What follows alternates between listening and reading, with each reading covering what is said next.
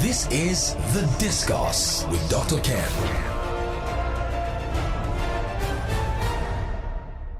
Today's topic is the population. Is big population an asset or liability? There couldn't have been a better person because, listen, I could have taken a professor of geography. I could have taken anybody from the academia to discuss this topic. But I decided that I want to bring the town to gown, if you know what I mean, not just being academic about it. Somebody who has lived his life off population, off segments, off markets, who understands the general makeup of population and the general components of it and how they can be useful to national development and growth. My guest today is IDORENYEN ENANG, but listen, popularly known as ID. ID, how are you today?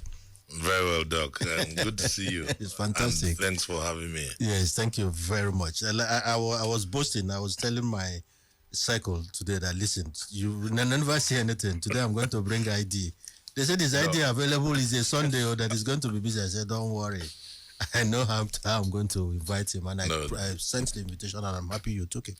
Thank you very much for showing up. Pleasure. Always a pleasure, Doc. Thank you. So as is traditional on the discourse, let me take his profile and I make it as snappy as much as possible because you wonder after 30 years what a profile a man of his caliber would have. ID ENANG is a distinguished business leader with over 3 decades of corporate experience, known for revitalizing brands like Coca-Cola and turning around Cadbury as commercial director, showing exceptional leadership in the process. ID showcased and demonstrated influence to the likes of Guinness, Samsung, etc., during which time he highlighted his strategic acumen. IDORENYEN was past president of Advertisers Association of Nigeria and received fellowship from the UK's Chartered Institute of Marketing.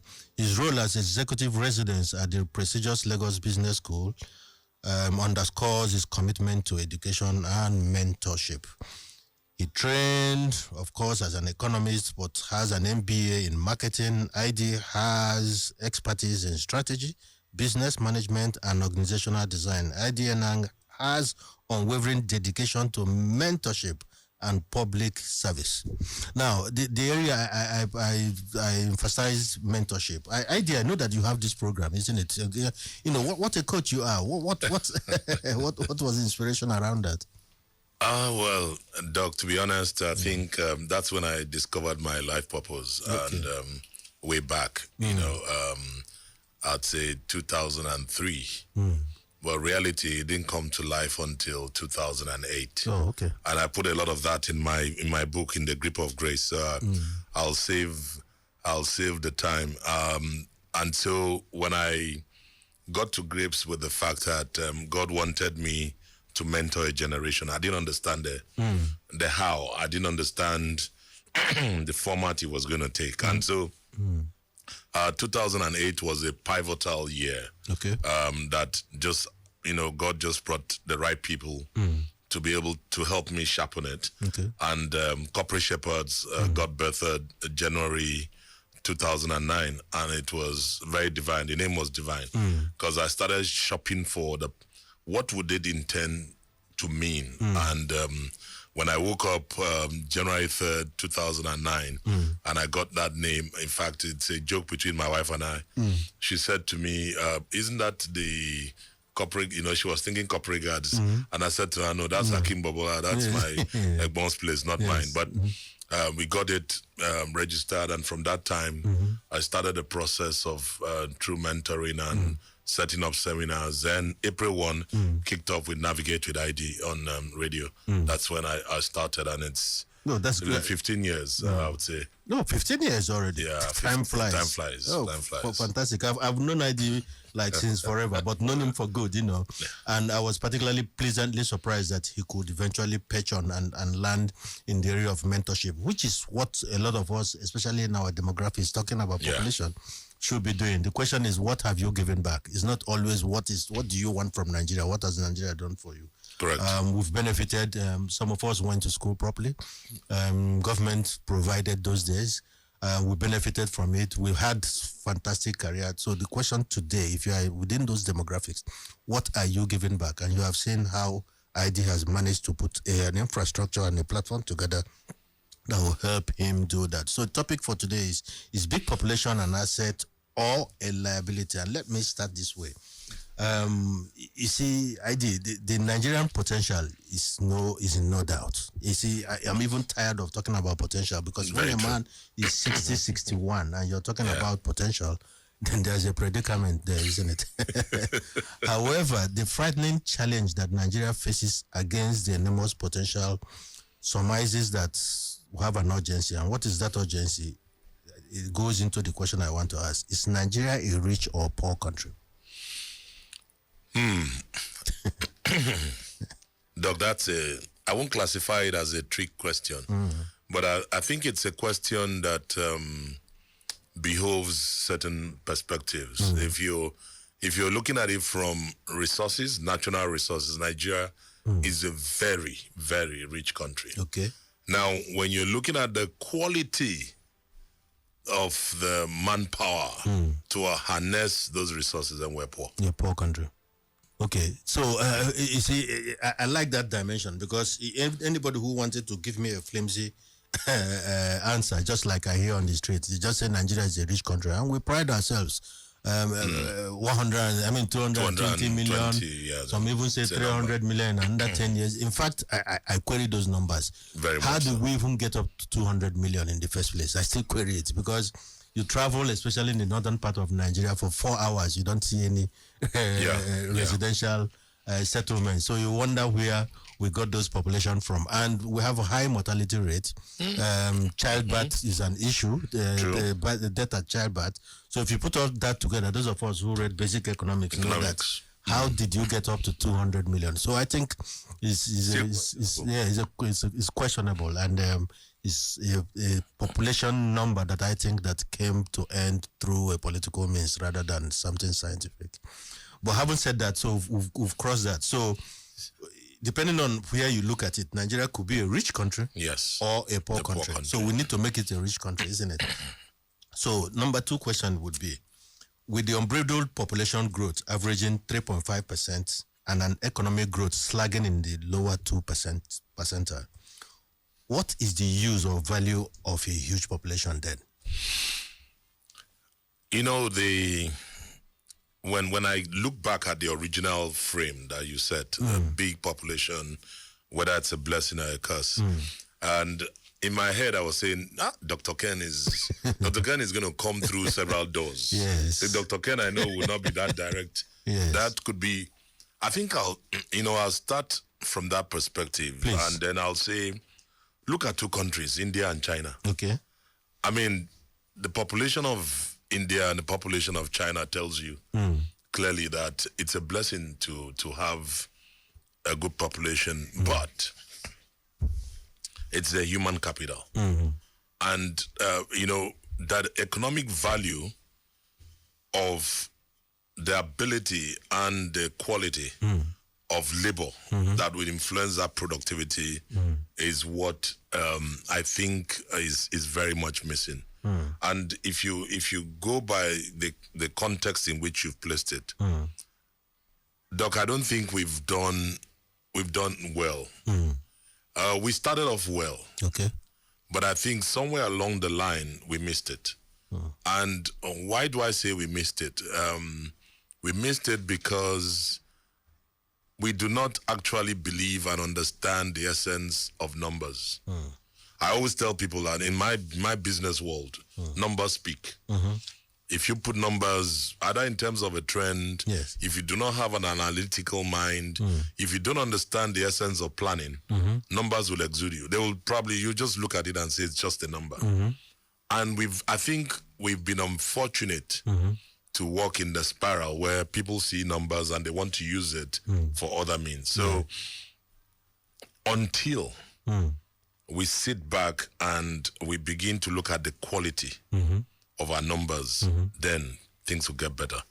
I mean, take a state, for example. Okay. You know, when you said something about not believing in the 200 and something, I remember years ago, my time in one of the one of the companies. I won't put anyone at risk now. Our business planning was very thorough in that company, the beverage company that I worked for. And I was, also responsible for strategy at that point.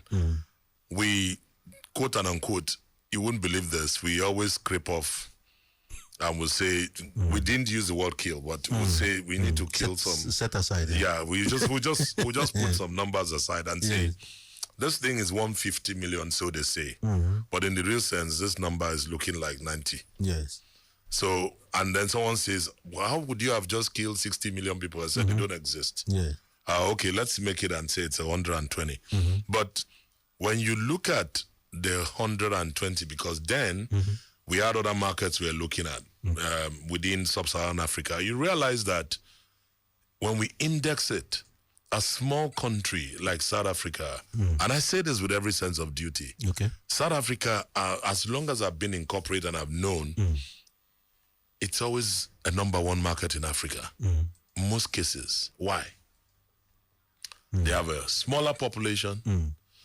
When in terms of LSMs, they call theirs living standard measures about our own with socioeconomic class, you find that the bedrock of productivity actually resides in the ability to churn out value. And the value is what the companies ultimately buy in, and they produce much more than we, I mean Nigeria, where we have the vast supposed number and we are not milking the cow, so to speak. I mean, I'm using the cow figuratively speaking. Yeah, so, Doc, I don't know if that sets the tone, because it does. I'm careful to say some things because it's saddening. I mean, you have a state and someone tells you, how are the states coming up with plans? How are they budgeting? Yes. What is the basis? What is the basis of your budget? Yes. I mean, if you don't know that the people that you are meant to serve or help or do whatever or govern, you need to know the structure, the strata, and the economics of how they are going to galvanize productivity. Then it's just a number. These days, I believe the budget is just a number. 286 billion, they send it, it is passed. Look at the elements after we are sucking gas. Something is wrong. I agree with you, especially at the subnational, because these days we pay too much attention to the national level. At least there are some attempt at planning. But at state levels, even native doctors do better, because a native doctor can look ahead and determine whether the child in the belly could be a girl or a boy, depending on what the trend he has seen for a period I like of time. that. But at the state level as subnationals, and I'm happy you asked that question. What exactly is the basis? This is The Discourse with Dr. Ken. Talking about numbers, you see, what scares me when we talk about population, especially in the context of Nigeria, is that in a generation, Nigeria's population is postulated to double from the purported 200 million to 400 million, thus making Nigeria the third largest, most populous nation on earth, with half of that population living below poverty line. Now, should we be clapping or praying or terrified, really? It depends on who is leading us. Okay. If we have the right people that are thinking, then we shouldn't be terrified. But if we have all comers leading us, I'm afraid we'll be in trouble. You actually said something to me that, and let me take it up. It's an African proverb, and it says, only a fool tests the depth of a river with both feet. Yes. And that's what, literally, it means that you don't jump straight into a situation without thinking about it first. But I think Nigerians, we've been jumping. Yeah. So we are... And as the spirit leads. As the spirit leads, we're jumping both feet into no a deep planning, river. There's nothing. So if by that time nothing changes dramatically from where we are, of course, you can... I mean, I always tell people that there are predictable outcomes, Doc. I can predict what will happen. I'm not Nostradamus. Yes. But I can also tell you that if we do this, this is the likely outcome. So there are predictable outcomes. From that notion, if nothing happens, we'll just be a number, we'll double, we'll be number 3. In fact, we might even be worse than where we are because, after the war, permit me to say this, from my part of the world. I used to say to some of my friends, you don't understand that why you had people from my climb come out to become houseboys, house girls that time. A large of it had to come, a large part of it was the war. Okay. That's the consequence of the consequence of the war. They made a lot of males were taken out. I mean, if I look at my family, I lost all my uncles practically around that period. Wow. And so a lone star like my dad, who was a young man at 20, had to come over to Lagos to start working to take care of his younger ones. And everybody was shipped to him. So you will then see the consequence of it, that we think once upon a time we used to call Calabar people, when you say, it's one houseboy, housegirl, who will supply the world with houseboys and housegirls. It's predictable. If we don't do anything about it, the brain power and the capacity, the human capital that this country has. Let me get you. You are saying if Nigeria don't get serious, then Nigeria will supply the world with houseboys. And we will see a lot of which them. is a replica of what happened to the south of Nigeria. Absolutely, after the Civil War. So this is not, it's not a war as in, but we are inching to it. Are we not doing that? Because if you look at the sheer number of our young people jumping into even countries like Sudan. Chad, and all manner of places, Madagascar, then we are providing that already. We're supplying that already. Now the contrary, or the converse of that, look at countries like the UAE or Canada, smaller populations. They are begging and trusting God to bring people to them. Yeah. And who are they looking for? They are looking for a certain type of people. They are not looking for houseboys and housegirls. A certain type, a profile. Why? Because they need to drive their economy. They need a population that will show up the economy to drive it in a separate and a different direction and trajectory. So if we don't do anything about it, we'll just be world supplier of labor. Yes, you see, Eddie, I chose this topic specifically because I'm sufficiently worried. I have two clients, one set of them is from Japan, the other one from Estonia. They've been in the country for 2 years. Now they want some skill sets to pull from Nigeria to Estonia and Japan. But from what they've seen, they are saying the caliber and quality of what you have, we need to come to Nigeria and redefine this in order to suit what we need. I'm not surprised. So that it was heartbreaking for me, especially the Japanese telling me. And in Japan, you could see that the average age of the male Japanese today is about 91, 94. They are not producing young people, so they have a huge gap. The average, yes. But they are planning. Yeah. But in our own case, I agree with you. This thing we call leadership, and we are joking with it. We are going to pay dearly. We'll pay dearly. If you are thinking of being a local government chairman, you are thinking of being a governor or a president, the question you should ask yourself is that if you don't have what it takes to manage a multinational, why do you think you have what it takes to manage a local government? Because it's same P&L. It's P&L we're talking about here. It's profits and loss. And so it bothers me. It's a predicament. Funny enough, you talked about P&L. Yes. What and up till now in my business life, even as a chief executive for a multinational, I have never seen. I always say that people, for me, my P&L is driven by people. Yes. And I don't see it, as an expense. I've always taken the people factor as an investment. Yes. Because I know that my bottom line, whatever you want to call it, the profit, the net profit I get is actually coming out of my human capital. Because human capital recognizes intangible assets and qualities that will improve the work performance, and ultimately, those are the qualities that would separate the people who would get you the gold or lay the golden eggs. Yeah. And that's it. The only avenue to get that done is education. And I always make people laugh, and I know I'm not going to give any free ads, but a certain detergent that you and I, we've all grown to know. You wonder why for over close to 5 decades, Dr. Ken, they'll still be teaching you how to utilize and use that detergent. The commercials are nothing other than the water and the lather, and they'll put in the powder. Why would a company take a powerful brand like that in decades and they're still teaching people how? just to get the detergent in the water and to mix it to get what? The right lather so it can actually help you wash better. Education is key. Those that get it know it, but those that don't understand it, take it for a ride, and at the end, I mean, I don't want to put my state in a wrong bucket, but I was looking at the breakdown of the budget of my state. Yes. And I was, on the face of it, you could just say, this is fantastic. Yes. Why would you allocate 9 billion to build houses for local government chairmen around the state? And I couldn't see anything around transformational education of the people, even their minds. The average young man in that state is looking to being a special assistant of the assistant with the assistant of a politician. And you tell me that when this population blows, what will happen to our people?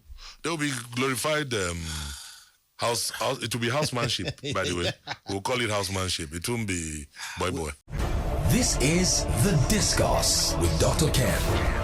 Nigeria has a large market, so to say, what makes a market attractive? And now I'm going into your area, is population that we have here overrated?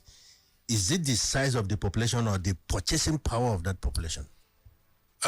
It's a bit of both. Okay. Typically, I've lived my life and worked mostly for multinationals, so the thinking, they'll always say, oh, Nigeria, opportunity. That's where the guys will say it's a land of opportunity. And when they look at the numbers, like I said, 200 million, 150 million, 180, wherever you sit, it speaks. That's opportunity. Now, when you then dissect, you now want to say to yourself, okay, let's look at the socioeconomic class. And then typically within our climb, I mean, speaking now within the confines of marketing and what we do, we have the A, the B, then the C, which is the middle class, is in two bands. Yes. You have the upper, which is C1, C2. C2, yeah. We have the D and we have the E. Yes. Now, by classification, you typically have the D and E, we call that the bottom of the pyramid in likable terms. Now, that would typically account most times for about 60%. Then the middle, the C1, C2 gives you another 30, thereabouts. And then the AB, somewhere between 10, is kind of swings. Now, what are you, first of all, is what do you have? What is that product you have? And the product doesn't just jump out. It's a process that comes from ideation. Okay. And that ideation starts with a need. When there's a need, there's an opportunity. And that opportunity then brings it to the bear. So who would this need satisfy? And that begins to get you to a particular group. So that in itself now gives you what? The size of the opportunity. So if it's something that is going to address the lower segment, okay. I have 60% of the population, so 120 million addressable now. There is the addressable market and then there's the non-addressable. Addressable are the ones that directly this is going to be of benefit. Non-addressables will be others who will be fringe. Now, it then depends on what you're doing and what you want. But what I've found is that a lot of people get confused and they try to produce a Rolls Royce and then sell it like a Beetle. Okay. And there's a conundrum. There's a problem there. Contradiction, yes. Serious contradiction and creates dissonance. So in their communication, right from the product to the pricing, and where they choose to play, they're already confused. So the results they get, it's not because the product is bad, but they've not clearly defined the positioning. Doc, positioning makes everything work. Yes. If you miss it, you've lost it. Yeah. And I know that position is everything. You're as good as you are perceived, so it's it. Once you get your positioning wrong, then you begin to progress in error, isn't it? That's it. I'm tempted to still, before, and this marketing area, it really resonates with both. I mean, it resonates with us, and I'm going to dwell on it a bit more. But let me just take a step back. And, something just came to mind. Let me take you to 3 countries and give you the scenario. Indonesia has a population of 277 million. with a GDP of 1.32 trillion and GDP per capita of $4,788. Yeah. Now, Brazil has a population of 216 million, GDP of 1.92 trillion, GDP per capita of $8,917. Now, look at Nigeria, population of 223. Again, this 200 and something they postulate. GDP of 472 billion, GDP per capita of only 2,162. What do you think? What kind of picture is this?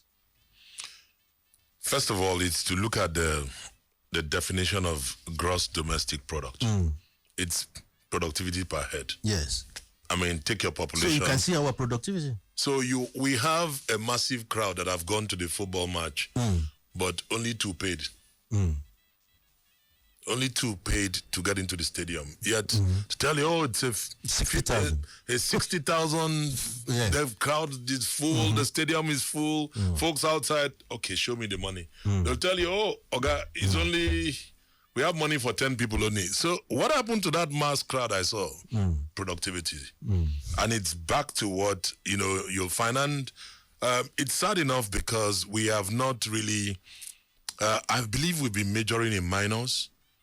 And we've not been able to actually take advantage of this great population of ours. Because the beauty of our population is the diversity. That diversity is actually the engine room for creativity and innovation. But because we've not activated it, Doc, I tell people I'm so passionate in Nigerian that I'll tell you that I haven't met.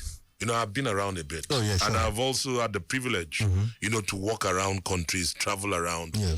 I haven't seen any nation that has what Nigeria has. It's incredible. I and that's where the frustration is. I say that and people don't understand.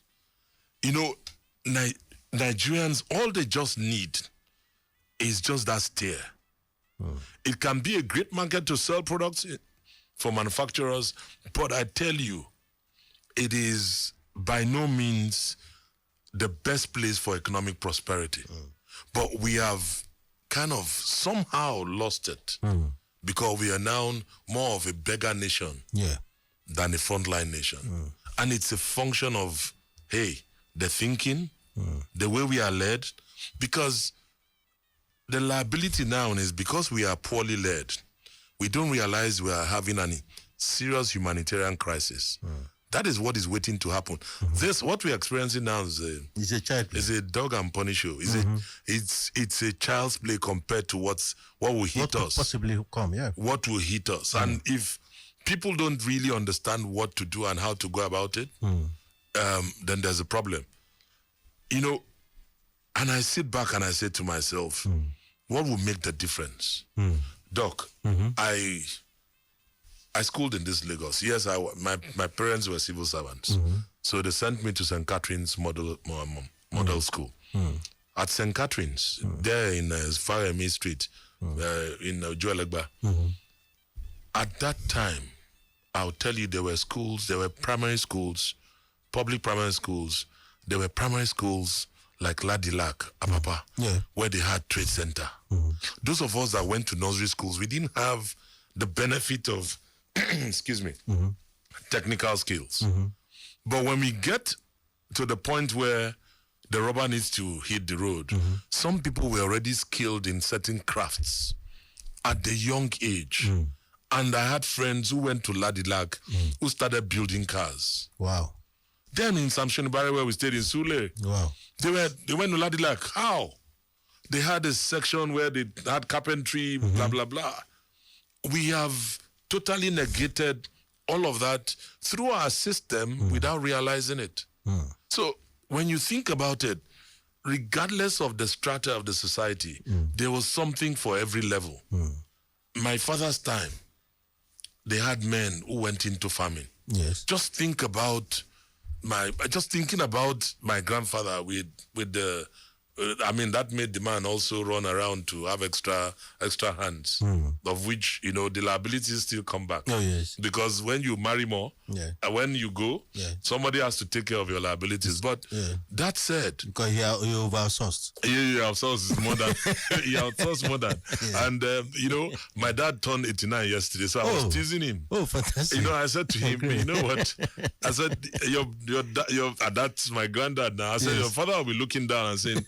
This guy is stayed a lot longer. What is the secret? Yes. I said to him, part of it is your father outsourced his energy. Yes, and optimized. And my father was laughing. He said, you're a naughty boy. I said, you've kept only one woman, so that's what has kept you. Yes. But that was just a joke between us. But the point is, Doc, we've not harnessed the quality of the different segments we've had. But rather, we've turned it into a flush. Yes. So it's... I don't know. Is there still an opportunity to make it happen? Yes. I mean, I don't want to stray into... I'm not the owner of the show, so... please permit me. I'm just going to give an example. Please do. The recent policy by the government, expatriate employment levy. When I saw the thing, I started clapping for government. I said, oh, fantastic idea. Deep thinking. Very... Absolutely great, brilliant idea. Yeah. That's where we'll source foreign exchange from. For where? That is the first slap that Nigerians will have. Because you look around you, you think you have so many expatriates. Yes, they are there. But I ask myself two questions. One, what was the process to arrive at that output? And what's the plan for execution? It's not a pamphlet. It's one of the many things that we do, touch and go. Yeah. And people touch and go. Very ad hoc. Very ad hoc. And then you sit back and I looked at myself. Once upon a time, I was pushing back. I had expatriates that worked because I've been CEO of multinationals. Of course, yeah. If you know, the racket is actually from the government and the government institutions. That's where the racket sits. So if they are thinking of lacing 15,000 by what number of heads, as a matter of fact, lay it down and say, quota, we should have this number of expatriates. How many are they? Can they tell me, Doc, we have more impatriates, my words, impatriates. Because a lot of those guys come in, they come in as technicians that are not even up to the quality we have, yes. And they'll put them in Ikoyi, they'll call them expatriates. I fought some of them to the standstill at a particular time. I won't mention the company, but you just look at it and say, this is touch and go. Yeah. Teeth don't pay you before, Doc. You don't use touch and go those days. This is not touch and go. It's not touch and go. It's very temporary. Well, sorry for it's all part of it, because we are not going to groom our people. They put that in the front and say, so we can develop what? No. This guy is already that's the cat before the horse. It's clearly, But you can't try that in Kenya. Yeah. I was an expatriate in Kenya when I worked for the Coca-Cola company. Yeah. I can tell you that for me to get in there, there had to be a justification. Yeah. You can't go into South Africa on an STA, a short-term assignment for 6 months. They're going to drill you. Yeah. But here, anything goes. Yeah. I was sent to South Africa. And I know what I went to. Yeah. Doc, they will drill you. Of course. But here, it must be fit for purpose and for a reason. For a reason. And it's put within a time frame. You do that job and you get out. I mean, the minute my document was up and they said renewal, I had to go through the fresh process as if I was coming afresh. That's Kenya. I'm talking about Kenya. I'm talking South Africa. But here, they renew even before you start. You've got your renewal. So as this one finished, you pull out here. They put who they do? I don't know. In fact, anyway, by the way, we have a message here. He said, and it's from Global Citizen called Jesus. He's saying, Doc, wherever you have this, you have a great pipeline of guests, and wherever you got today's guest from, please continue in that. Of course, I have the pipeline, and this is just one of them. And like I told you, I went very far to bring IG. And he says, but he's worried too. He says, why do we have this bunch of brilliant minds, yet we are governed by a bunch of dollars? I mean, we've discussed it severally. And I used an analogy when we did the live show of the Discourse, where I said, a young chap. I miss. Chris didn't forgive me for that. By the way, I still owe him some kola nut. Yeah, so it is in our hands. If you want to continue this way, you continue where your vote is worth just a loaf of bread, or you vote for somebody because it's from your religion or it's from your part of town. And at the end of the day, you begin to complain and you begin to wonder what the issue with you is. You see, you can't give what you don't have. I keep saying it. Absolutely. If you cannot manage a multinational, you shouldn't manage a Nigerian local government area. Talk how much more. That's it all. Yes, how much more a state or at federal level. But let's leave it at that. But go into the political parties, populate the political parties, become an interested member. Vote within those political parties, overwhelm the numbers in there, then we begin to emerge, the good people and qualified people. I think that's the way to do it. That's the only responsible and legitimate way to begin to change this. But the truth about it is that, if we really swing this dial, you'll find out that politicians know how to play their game. Yeah. They are able to fortify their own space, and so they don't... Right now, in terms of recruitment, they know those that they will not want in their space, and they'll find ways to get them out. And they have their own strategy. I have one of my very good friends, and who's a former governor. Each time we meet and we go on this track, I always tell him, I said, your cousins know what they are doing, and even you. These guys are, when you see them after they finish serving, Doc, they're smart, they're strategic. Oh, yes. These guys finish serving. And the next thing they tell you they are going to school, they are going to hover around like a hovercraft, and they are still in touch with the base. But send an elite just on cross-posting to another place who is working well. He leaves his Nigeria base out and begins to work like an expatriate, forgets home. Politicians don't forget home. Whatever they are studying, that study whether they do, they're just using it like a hovercraft to hold. Yes. And they are sitting in here and playing doing permutations. They know the next move and they move in. Many of us need to wake up and understand that if we are to get this country cranking, then the elite corps need to be more responsible. Right now, the failure of this country, a lot of it it resides with the elite corps. They've not taken that responsibility. My personal opinion. In fact, I even quarrel with the word elite in Nigeria, because elite comes with a lot of responsibility. So I see elitism in Nigeria that comes with enjoyment, that comes with the good things of life. Good things. But the thing they give back to society in terms of being elite, I don't see it. No, absolutely. There's another message, and it says, Mr. Enang, good day, my brother. I'm enjoying your conversation on this topic. It's from Auntie Former Oluku Ise. Yeah, I'm sure you know Auntie Former. And another one was just saying that he went to University of Calabar and he did observe what about was in the 80s with production and supply of leather products, and that he sees that creeping back into the southeast, that the rest of Nigeria should watch out. Of course, we're watching what is going on there. At some point, some people will take their fate in their hands, and then we'll go from there. ID, let me come back to the area. Inquisition. Doc, I thought I'd escaped. Yeah. In fact, I'm enjoying it, So let's talk about brands a bit, because I can't let you go. I mean, with the amount of experience and knowledge you have in those areas. This is The Discourse with Dr. Ken. You see, you become unstoppable when you work on things that people can't take away from you. And that's what brands do. And, things like your mindset, character, and personality. And looking at Nigeria, is this the brand that comes to mind? This is not Nigerian brand, though. No. We have not defined this brand. So what is the Nigerian brand? I think, the Nigerian brand is in focus. Okay. And we can start defining it from even the intrinsics. Unfortunately, if some other person wants to define, most times we define it from extrinsics. Okay. Why do I say so? You see, on face value, many of us can look at our young people and say, these ones you just label, they're labels. Give them labels and say, 419, oh, Yahoo. It's a label, extrinsics. Why? Because of that. But when you take an intrinsic view, you want to ask yourself, who is a Nigerian? What is the DNA of a Nigerian? And you want to,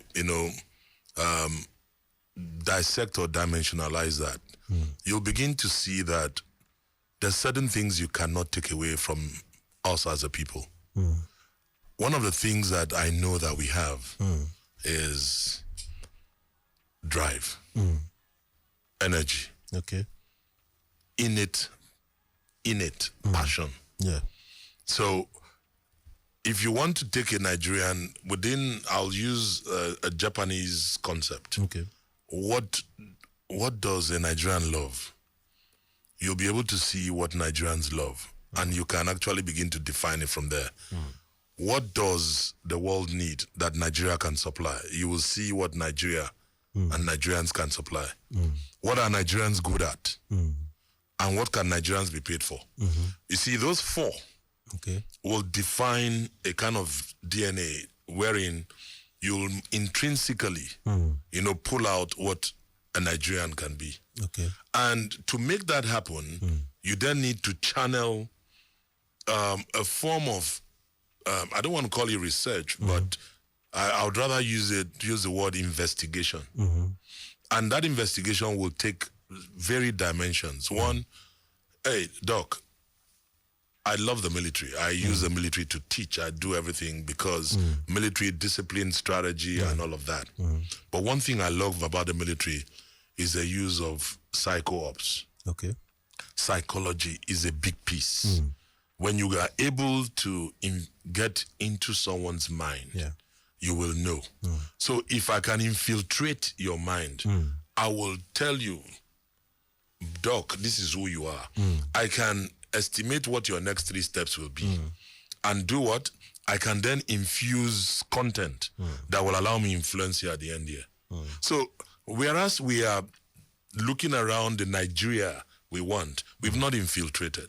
We've not also investigated. We've not gone to the space of finding out how does that work, so that we can now infuse the right content, and then once we infuse the right content, influence comes. It's a 3I principle. But rather we stay from the outside and we say, oh, this is the Nigeria we have, but the country has left. We don't have a country sitting within the garments of a DNA because people are confused. The same people, and I deride a lot of people that speak ill of this country. I don't. You should. And I go against it. Because I know the implications. Because I've managed brands and I'm a brand manager. Now, when you say things about your own family and product and demarket it, you are demarketing it. The man outside begins to look at you. Doc, I had the privilege of stepping out of this country many years, 23 years ago, to work as an expatriate. To oversee 39 countries in Africa. The minute I stepped in, it wasn't about my name. It was where I came from. Oh, that's a Nigerian. You were labeled. And already. I was labeled. And instantly they thought, oh, he's going to go this way. By the time I stepped in, I realized that the sons of the land were worse than the Nigerians. And when I started doing certain things, they knew that this touch was different. This Nigerian was different. So I think we've done a great disservice to ourselves. And the reason that has happened also is that the purveyors or the people that are driving the process are not learned enough in that field. They don't know what they need to do. Doc, if I say something now, you'll probably shoot me. No, I won't. If I tell my you... gun is a rubber one. It's a rubber one. Okay. You see all of this budget, 28 trillion? Let's carry it and just throw it in the bin. Just bring out a full Marshall plan for the people. And say, we want to spend 4 years to build our people. You'll be shocked. We won't be talking about building roads. We won't be talking about building houses. When you build those things and you've not built the people you have not built will destroy all of those things that you have built. We spend money on infrastructure, but we don't build that which keeps the structure, because the people are the ones that will build that structure.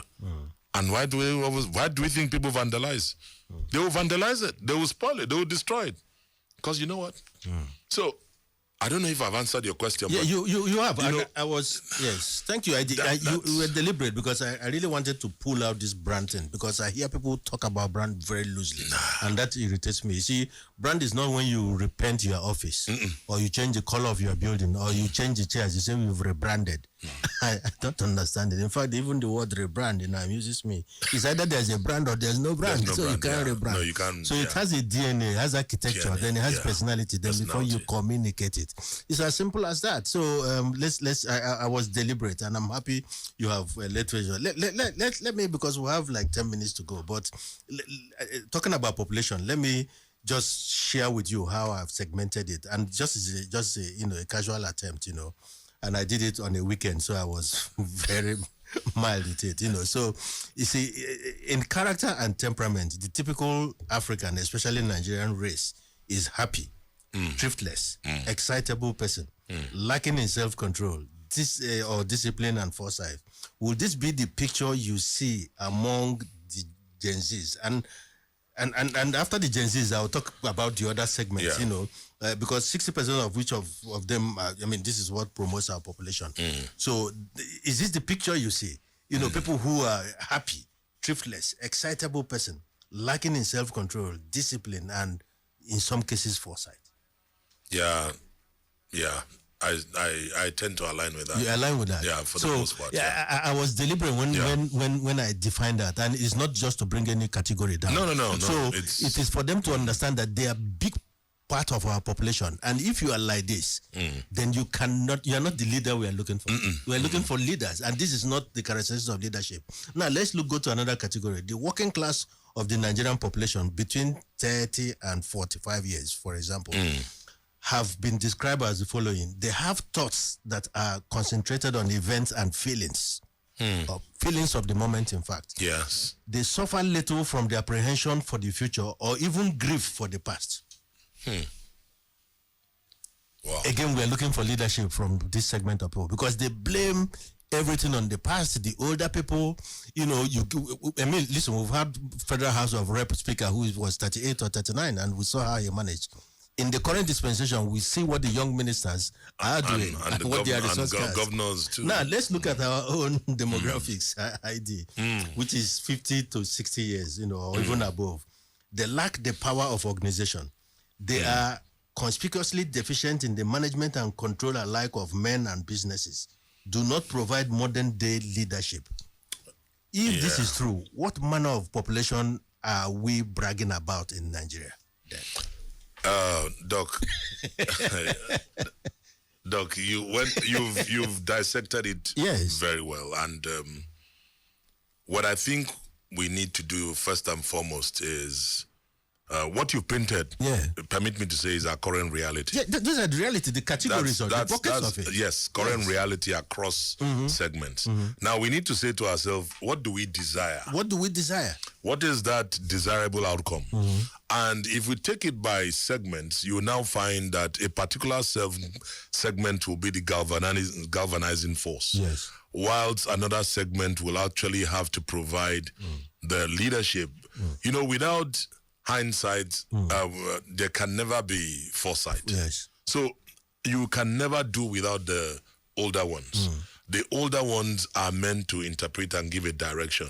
Now, I do agree to a large extent that they're not able to organize. The first thing that they need to stop also, my generation, that 50 bracket and up, they need to stop blaming. Yes. And then labeling comes a lot from that age band, I must say. Yeah, because they come across as Renaissance men. They know everything. They know. You can't label. And one thing we need to do more is to immerse. So a lot of immersions need to happen. Yes. To understand, again, infiltrate the minds of this young one. I say I have, just like you mentioned, one of the did a profiling of my radio program, and it was shocking for me that in a month probably have about 9 million listeners. Really? I kid you not. Fantastic. I just got it out of the number one media outlet where they from AMS. It was a media agency that did it for me, and what was shocking was 50% of 51 are between the ages of 21 and 40. Wow. And one other thing that was shocking for me was when you now look at it, the working population was 35%. So those numbers began to speak to me. And with what you've said, you find the band. Yes. You find a band of, call it Gen Z. You band the working class 30 to 45, and then you find the 50 and above. Yeah. One thing that is missing in all of that is an understanding and appreciation of each of the roles. You see, when a brand has a pack, so permit me to, I'm not going to call it brand, but let me call it pack. If I say 35 CL, a brand comes to your mind, or a set of brands, or 350 ml. If I say 50 CL as a pack, something comes to your mind. If I say 1 liter, something comes to your mind, right? Because each of them address different drinkers or users, if you may. This 35, if you don't understand the role of the pack, you will assume or use it for a 50. Whereas the 35 is for someone who is just starting life. The 50 is one who has started and needs a longer thirst. The last one is meant to share. How much is being shared by the upper echelon? How much of what they know is being cascaded in the language that the younger ones will understand? Most times, it's almost like a parable. And when they're seen to say, in my time, that time is not the time they understand. You see, this time we are in is everybody's time.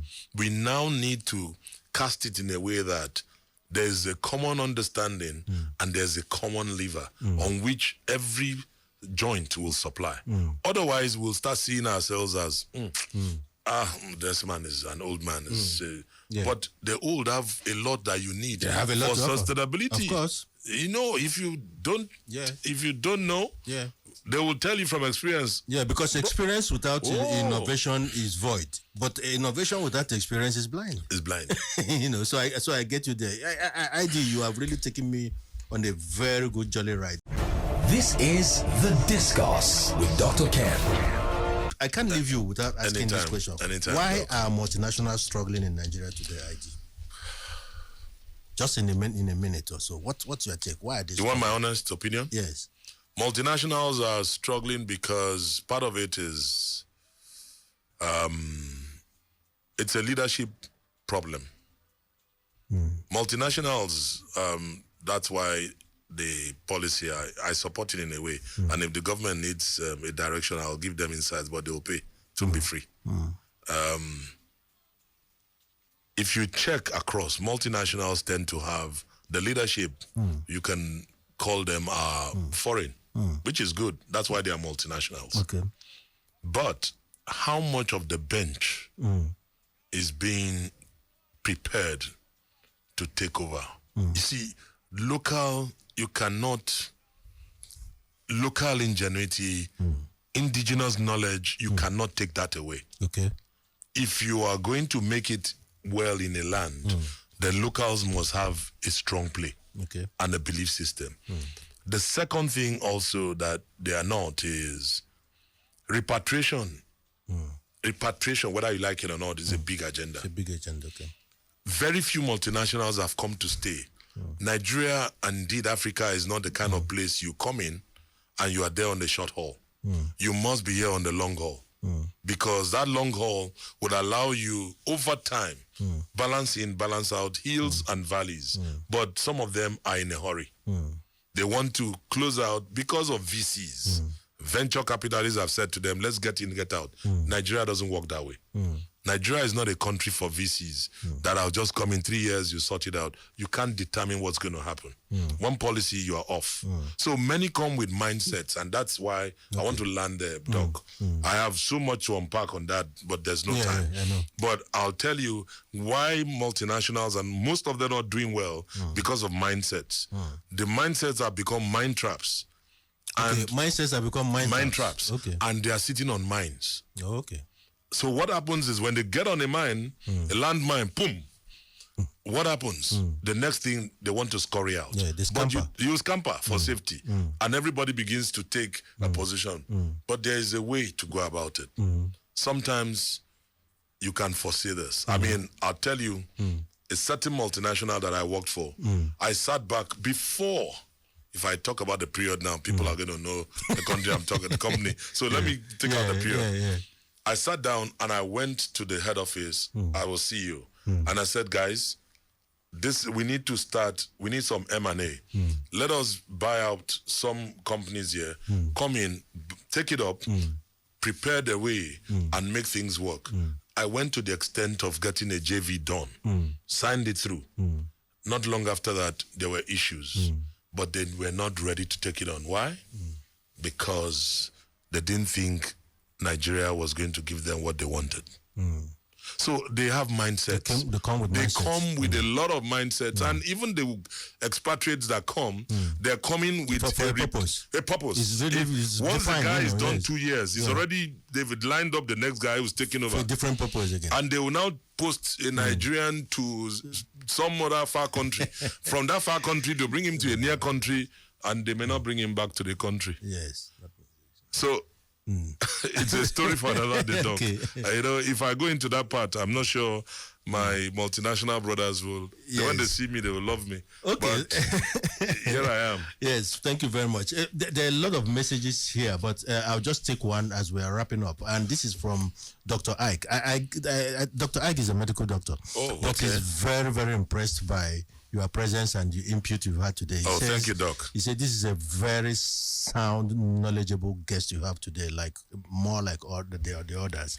He say, but he's saying, you know what, Dr. Ike, most of the questions you've asked, we've treated. When I bring ID to the 2.0, you deal with that. Because initially he said he was going to prefer watching the EPL today as against just listening on discourse around the topic called population. But he said you have made this topic a particularly an eye-opener for him, and he now sees how knowledge can empower people. And it's from Dr. Ike from Aja. Thank you, now, sir. I will allow you give us your proverb of the week and then your song. But because of today, and because we've spoken about our leaders and leadership in Nigeria, let me leave our leaders with this. We will not live by the examples of our power, but by the power of our examples. That's fantastic. So if you're a leader in any unit, no matter whether you are from the top or from the middle or from the lowest, even as a family leader. As a family, please take this for the week from me. We will not live by the examples of our power, but by the power of our examples. Correct. ID, thank you very much for coming. Doc, now, what can I say? I take your proverb for the week. My proverb will kind of close the day, and I'll take it around the confines of saying that knowledge is like a garden. Okay. If it is not cultivated, it cannot be harvested. Okay.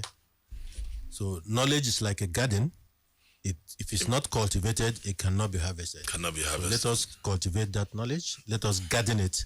And then if we can, even we should manicure it. We need a farmer's mindset. A farmer's mindset. Thank you very much, ID. And a please, pleasure. your song for the week. Well, Doc, wrap up, I believe that we all need therapy. Nigeria needs therapy. And so I'll go with a song I love very much.